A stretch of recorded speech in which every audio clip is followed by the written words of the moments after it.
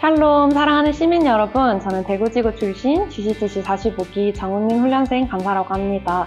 요즘 날씨가 점점 더워지고 있죠? 이럴 때면 여름이 다가왔다는 걸 실감하게 됩니다. 여름이면 우리는 여름 수련회가 떠오르지 않나요? 이제 한 달 남짓 남은 여름 수련회를 기대하는 마음으로 오늘도 주님의 말씀으로 살아가길 축복합니다.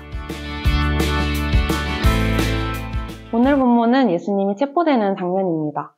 12제자 중 한 명인 유다와 대제사장들과 장로들이 보낸 큰 무리가 제자들과 예수님 앞에 섭니다. 유다가 미리 짠 군호로 예수님께 입을 맞추자 무리가 제자들 앞에서 예수님을 체포합니다.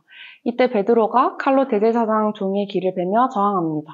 예수님은 대제사장 종의 귀를 자른 베드로에게 칼을 가지는 자는 칼로 망한다 라고 하십니다. 예수님이 능력이 없어서 붙잡히신 것이 아닙니다. 하나님께 구해 지금 12군단의 천사를 보내실 수 있는 예수님이지만 십자가 사명을 감당하시기 위해 잡히시는 것을 선택하십니다. 예수님은 공생애 동안 수많은 병자를 고치시고 물로 포도주를 만드시고 죽은 자를 살리기까지 하셨습니다. 그동안은 능력을 행하시면서 하나님의 아들임을 드러내시지도 않으셨습니다. 이제는 때가 됐다는 듯이 전능하신 하나님의 아들 예수님이 무리에게 잡히시고 제자들은 예수님을 버리고 다 도망갑니다.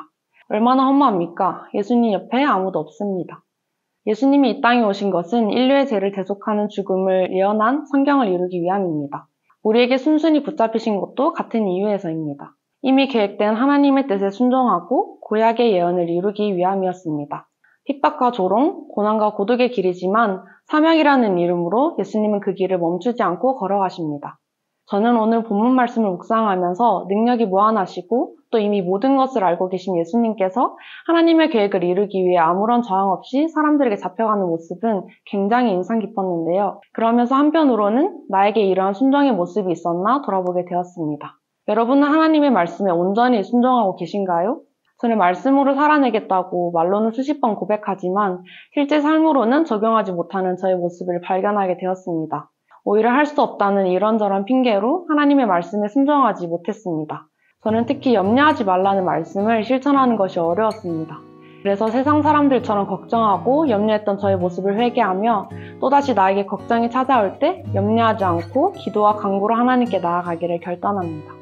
비록 여전히 세상의 것을 포기하지 못하는 저와 여러분의 모습이 있지만 하나님께서 우리에게 주신 자유의지로 하나님께 기꺼이 순종하며 나아가길 소망합니다.